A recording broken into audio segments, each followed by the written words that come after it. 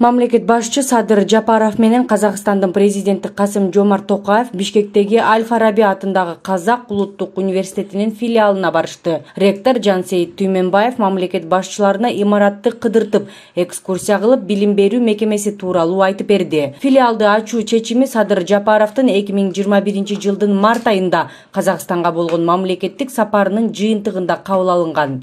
Бир жылдын ичинде филиал лицензия алды. Студенттер бүгүнкү күндө Кыргызстанда жана чет өлкөлөрдө талап кылынган IT технологиялары, токен иштери, жаратылыш ресурстарын пайдалануу, туризм жана башка адистиктер боюнча билим алышат. Ага Казакстандагы башкы университеттин өзүнүн профессордук окутуучулар курамынын 30% тартылса, 70% окутуучулар Кыргызстандан болот деп мерчемделүүдө. Келечекте жамааттык пайдалануу үчүн илимий лаборатория жана технопарк түзүү пландалууда. Аль-Фараби атындагы Казак улуттук университетинин бул филиалынан Кыргызстан менен Казакстандын, ошондой эле башка мамлекеттердин жарандары окуй алышат. Кыргызстан менен Казакстандын лидерлери окуу жайдын имаратын көрүп чыгышып, университеттин ардактуу меймандар китепчесине каалоо тилектерин жазып калтырышты.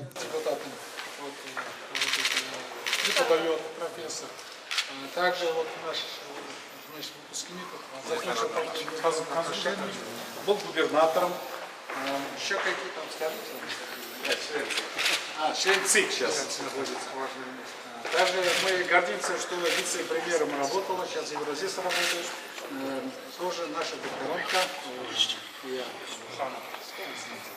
также там наши преподаватели, деканы, специально по данному случаю приехали.